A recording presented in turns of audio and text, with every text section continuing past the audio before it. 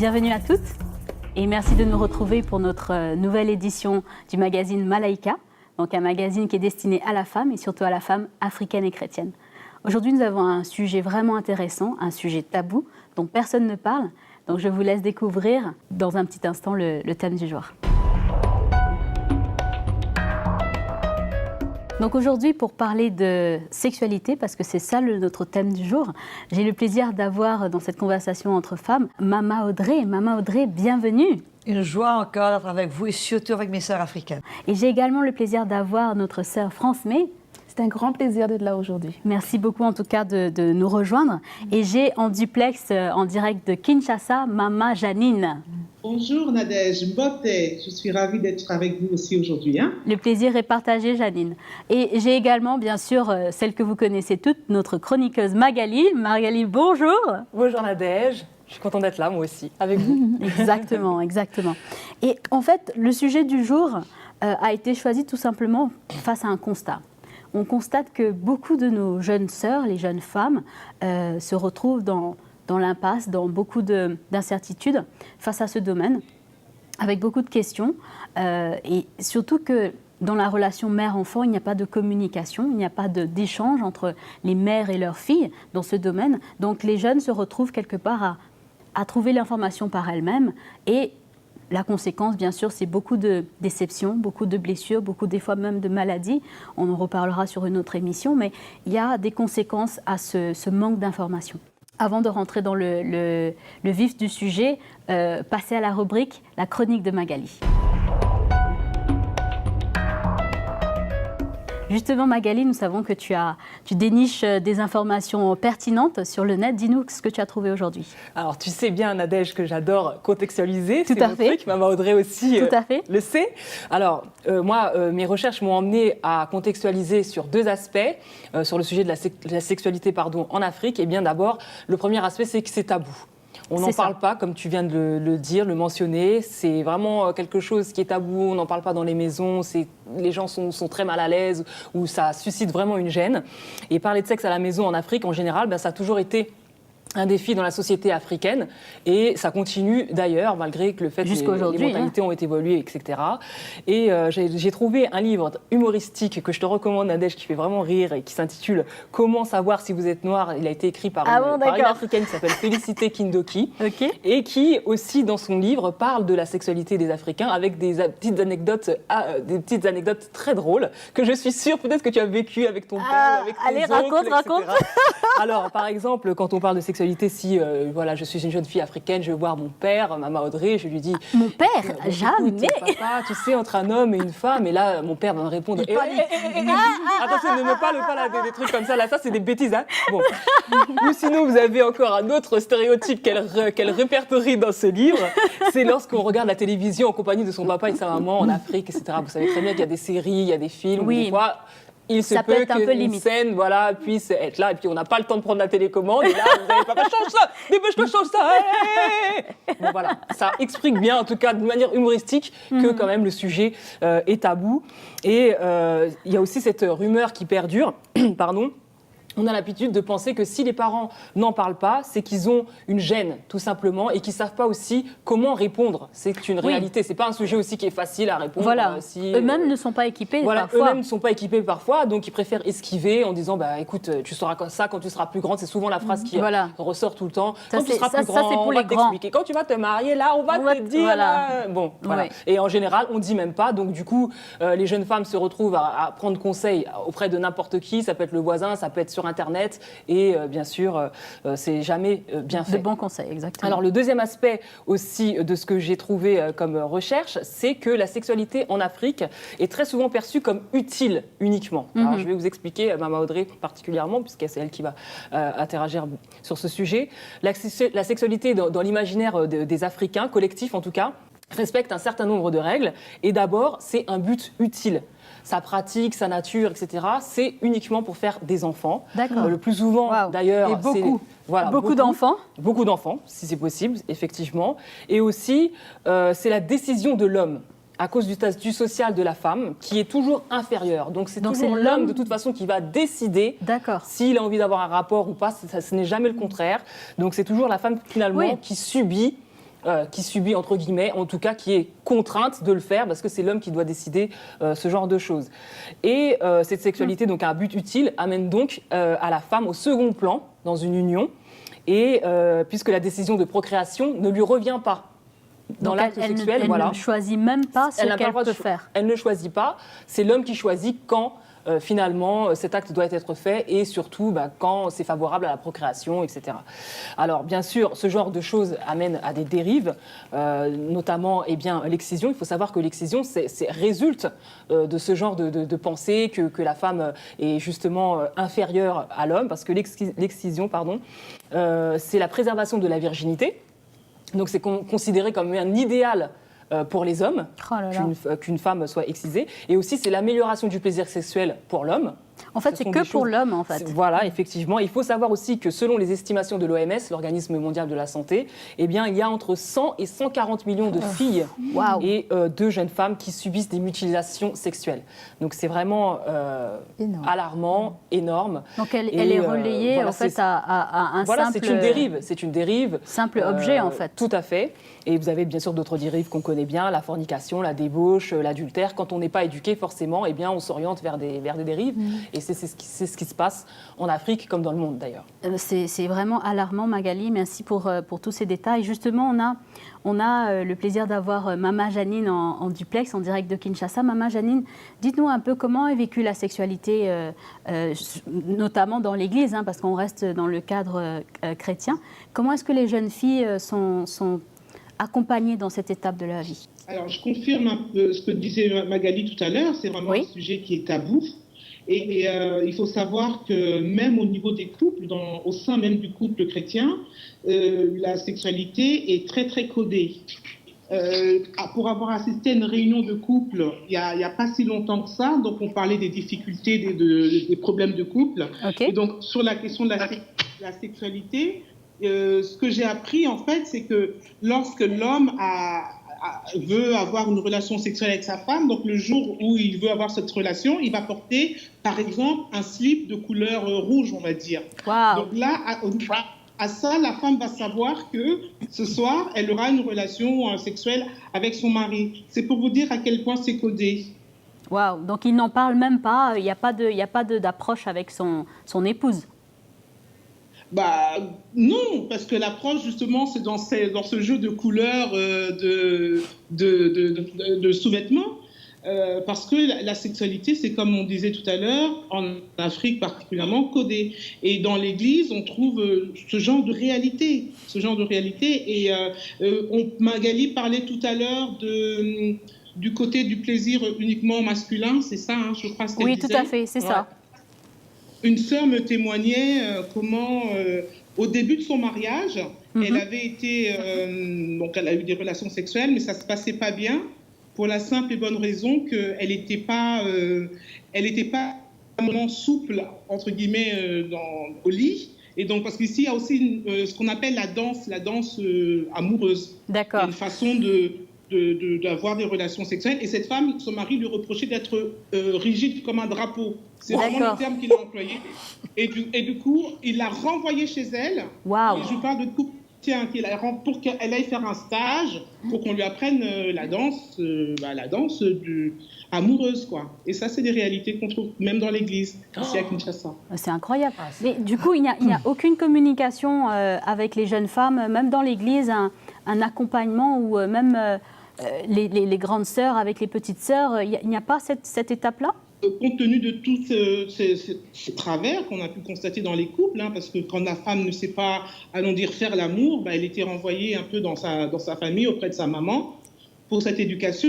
Maintenant, dans les églises, on trouve des réunions qui se font, des réunions de mamans, au cours desquelles on va traiter cette question-là de la sexualité, mais sur le plan vraiment pratico-pratique. D'accord. Comment une femme doit faire l'amour, comment une femme doit se comporter après l'amour. Et ce sont des questions qui sont abordées au cours de ces réunions avec les jeunes couples ou les personnes qui prétendent au mariage ou qui sont jeunes mariés. Et ce sont les mamans, les anciennes, qui donnent ces espèces de leçons. Mais il faut savoir que ce sont en fait des pratiques ancestrales, ce sont des pratiques traditionnelles. Ça qui sont existait transmises. qui sont transmises et ça n'a pas à voir grand-chose avec, avec l'Évangile, quoi. Ben ouais. C'est ça, parce que le constat, justement, Maman Audrey... Écoutez, en tous les cas, une chose est claire, c'est que la parole de Dieu ne parle pas du plaisir pour l'homme. La parole de Dieu, dans 1 Corinthiens 7, au verset 3, il dit que le mari rende à la femme ce qu'il lui doit. Donc c'est partagé. Donc il lui doit ce plaisir et que la femme agisse de même envers son mari. Voilà. Et ensuite, Paul poursuit, il dit, dans ce cas, il dit le corps de la femme n'a pas autorité sur son propre corps, c'est son mari. Et le mari n'a pas autorité sur son propre corps, c'est la femme. Il dit donc, ne vous privez pas pendant trop longtemps. L'un de l'autre. Voilà. Donc c'est bien clair qu'il ne s'agit pas d'un one-man show. C'est ça. Ce n'est pas la question du mari.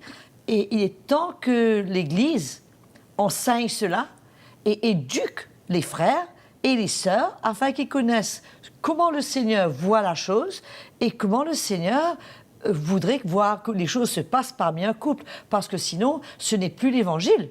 Comme dit Janine, c'est la tradition et rien d'autre. Voilà. Et c'est ce que Jésus a reproché aux pharisiens. Il a dit, vous mettez la tradition en premier plus que mes paroles. Mais c'est quoi ce truc? Si on connaît le Seigneur, qu'on est né de nouveau, qu'on connaît Jésus, on doit mettre de côté ces choses et vivre comme des chrétiens selon la lumière de l'Évangile. Tout à fait. Et justement, pour ramener ce côté éducation, j'ai le plaisir d'avoir avec moi notre invité du jour. France May.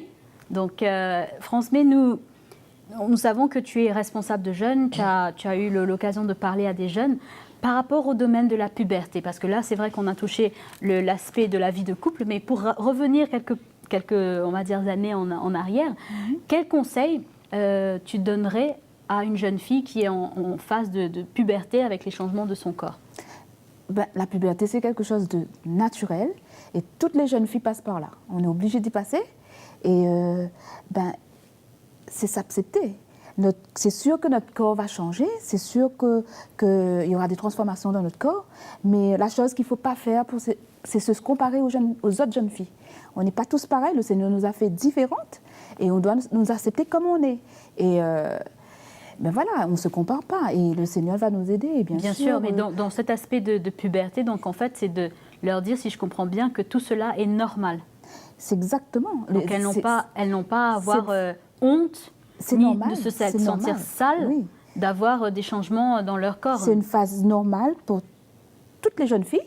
On est obligé de passer par là et c'est comme ça. Et si on l'accepte, on va mieux s'aimer. Et bien sûr, on va mieux le vivre. Et on sera prête plus tard à rentrer dans le monde de l'adulte. Bien sûr. Et on sera moins compliqué pour nous pour l'avenir. Mais si on commence à se focaliser sur notre état, sur notre transformation de notre corps ou notre mal-être, c'est sûr qu'on aura des problèmes. Bien sûr. Justement, en parlant de transformation et de changement, il y a des nouveaux désirs qui apparaissent au moment de la puberté. La jeune fille se transforme et la parole de Dieu, justement, parle de, on va dire, l'étape avant le mariage. Qu'est-ce que la parole de Dieu nous dit dans les relations filles-garçons avant d'arriver au mariage? Mais c'est important qu'on reste dans l'état où nous sommes, c'est-à-dire comme un frère et une sœur, et qu'on se respecte, et que je trouve que c'est extraordinaire que les chrétiens puissent se dire je vais me réserver. Une jeune chrétienne qui se dit je comprends le plan de Dieu pour moi, le Seigneur a quelqu'un pour moi, et je veux me garder pour ce jour et pour cette personne. La même chose pour le garçon qui se dit le Seigneur a une fille merveilleuse pour moi, et parce que c'est ce genre de relation qui se passe avant le mariage, ça fausse tout. Ça détruit ça fausse tout, puisque ça met une mauvaise fondation dans le mariage, ça emmène des blessures, ça emmène une souffrance, ça emmène des ruptures de relations, et ça fait traverser des situations difficiles où il n'y a vraiment pas nécessairement une grâce de Dieu, puisque le Seigneur ne nous a jamais conduits dans ce chemin. Mais bien sûr que si ça s'est passé... Voilà, c'est ce que j'allais demander, justement. La repentance est là. Si on réalise qu'on fait fausse route, qu'on s'est trompé et qu'on s'est laissé aller dans la chair, on se repent devant le Seigneur, sincèrement, et c'est sûr que le Seigneur nous pardonne. Mais il faut faire attention, les jeunes filles, elles se laissent trop facilement Voilà. embêtées et embellificotées par des paroles de garçons qui leur font croire qu'elles sont des La choses sérénade. extraordinaires. Et quelque part, elles entendent tellement peu des compliments à leur sujet. Elles entendent tellement rarement des choses encourageantes Qu'elles à ont leur de la sujet. valeur. Qu'elles Voilà, sont- et que subitement quelqu'un va leur dire, écoute, tu es belle, j'ai besoin. Et elles fondent. Bien sûr. Et finalement, sans aucune défense, puisqu'elles ne sont pas équipées, elles n'ont pas été préparées, elles se retrouvent enceintes. Donc le Seigneur, dans sa sagesse, il nous enseigne de rester comme on est, de se préserver pour ce jour où il a préparé la personne idéale, comme Isaac a attendu Rebecca, voilà. et que Rebecca est venue au bon moment. Et comme il y a eu tellement de cas comme cela dans la Bible, ben nous aussi on peut avoir cela en tant que jeune fille, ça Oui. peut être notre vision. Bien sûr. Mais est-ce que dans le monde actuel dans lequel on évolue, parce que c'est vrai que si on regarde le cas de Rebecca et d'Isaac, on peut se dire ça c'était il y a une certaine époque. Aujourd'hui, avec le matraquage qu'on peut dire au niveau des médias, d'une certaine image, de certaines relations, c'est pas toujours évident.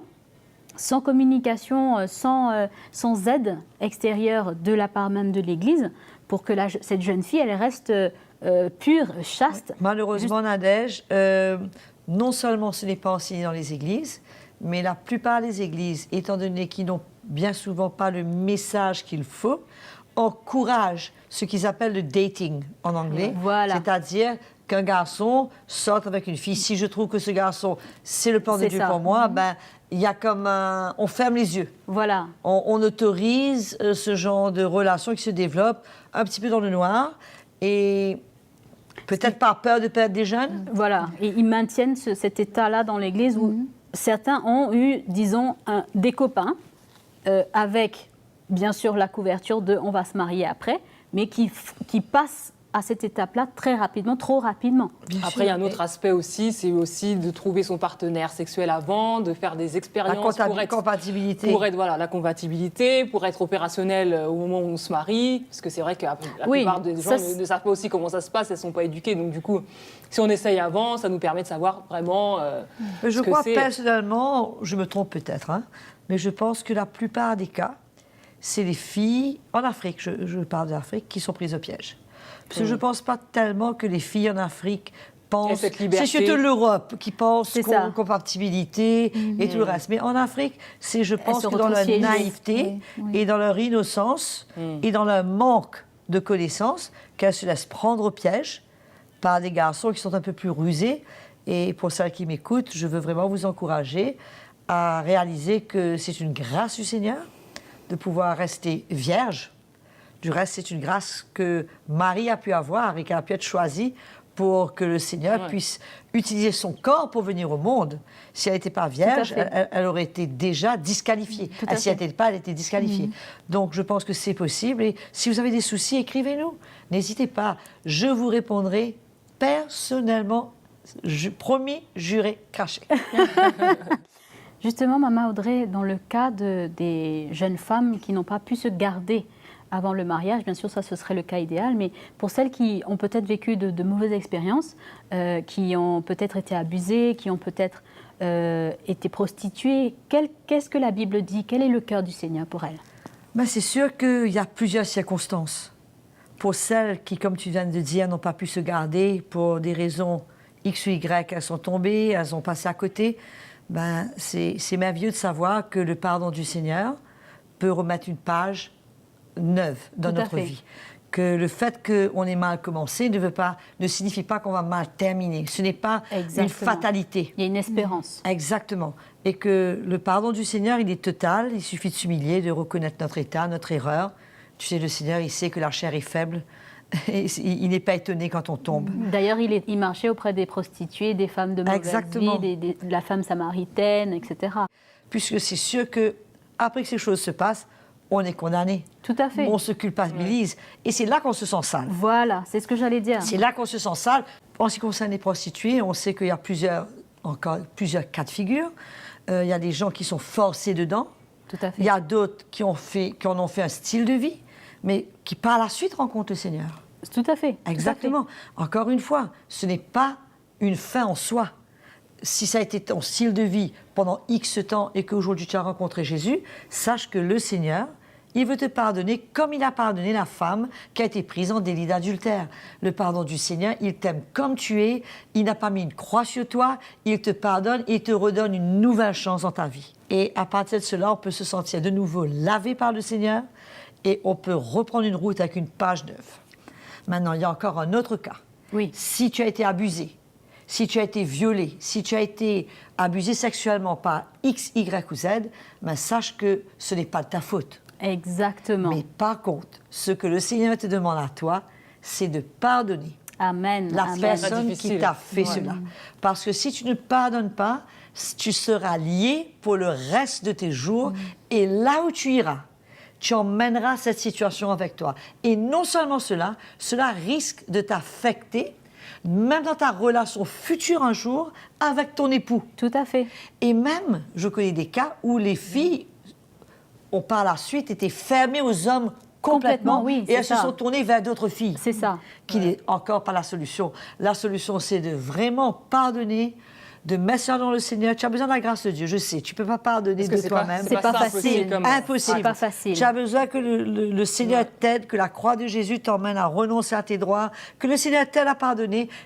C'est le seul moyen pour toi d'être libéré. Oui. Sinon, tu seras marqué à vie Et par cette situation. surtout qu'elles sachent que leur valeur est en Jésus-Christ. Exactement. Leur valeur n'est pas dans leurs expériences passées. Elles sont une nouvelle créature en Jésus. Exactement. Et c'est ça la beauté de la chrétienté. C'est qu'il y a la possibilité d'être pardonné et il y a aussi la possibilité de pardonner. Tout à fait. Le psaume dit la gloire de l'homme, c'est de. L'homme met sa gloire à pardonner les offenses. Exactement. Et c'est dur.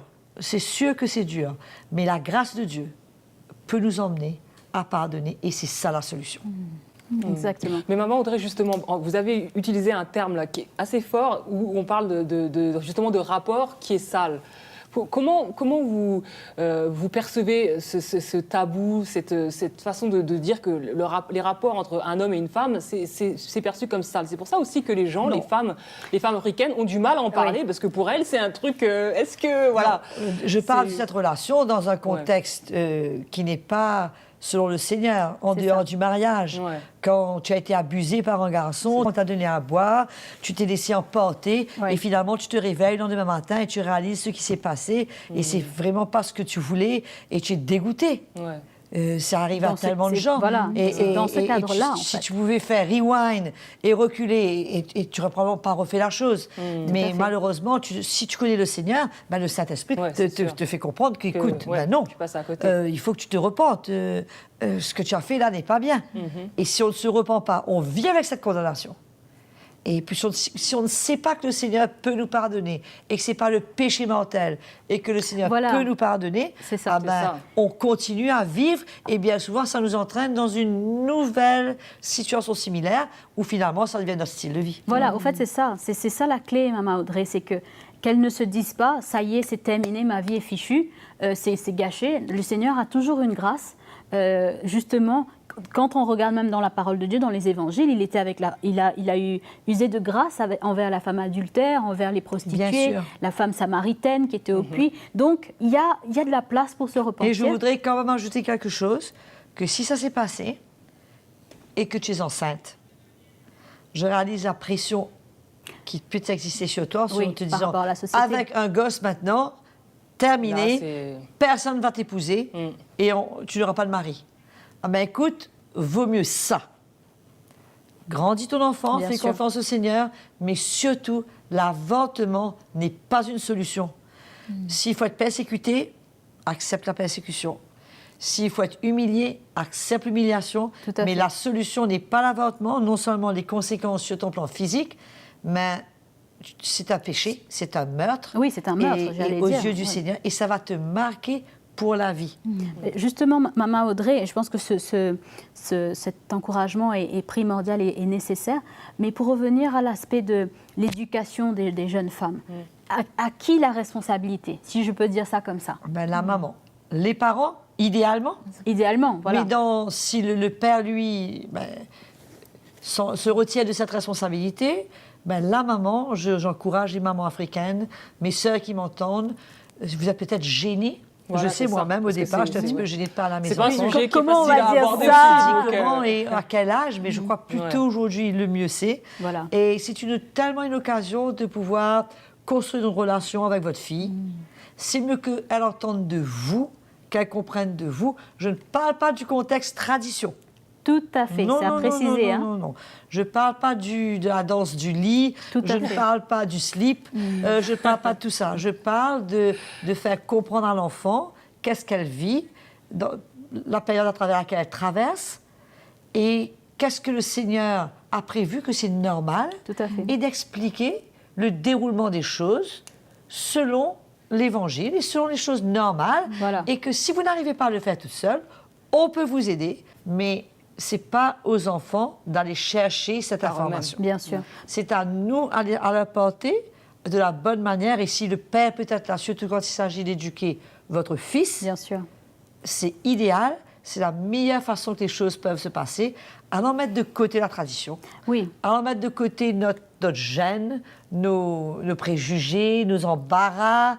oui, Et parce que, Maman Audrey, la sexualité, c'est quelque chose de tout à fait sain et de tout à fait simple Il y a rien à avoir du honte, Seigneur. ça. Voilà, il n'y a aucune honte à avoir. Absolument Ça n'est pas. pas un sujet qui devrait être un sujet tabou. C'est au C'est pourtant contraire. c'est ce qui se naturel, passe oui. dans Voilà. la mentalité, en tout cas. C'est ça. Donc là, aujourd'hui, le message, Maman Audrey, si je comprends bien, c'est que vraiment, c'est un sujet qui est sain, qui est simple Bien et sûr. qui ne devrait pas être abordé Et je derrière crois que les c'est portes. très important, avant même que les filles traversent cette époque de la puberté, qu'elles aient leurs règles, c'est très important que la maman puisse les asseoir et leur expliquer le risque qui existe à C'est partir ça. du moment qu'elles sont femmes, Voilà. le risque qui existe, qu'est-ce que ça peut emmener, afin qu'elles puissent se préserver. Oui, et prendre conscience de ce qui se passe dans ce corps. Et se préserver, sinon il y a beaucoup qui se retrouvent enceintes par ignorance. Mais voilà, mes sœurs, je suis sûre que vous avez été encouragées et surtout que le Seigneur vous a éclairé par rapport à ce domaine qui est souvent tabou, qui est caché, dont personne ne parle. Et surtout, celles qui nous suivent de l'Afrique de l'Ouest, l'Afrique centrale, n'hésitez pas à poser des questions. Maman Audrey se fera un plaisir de vous répondre. Et surtout, que vous puissiez ressentir vraiment que la grâce de Dieu est là.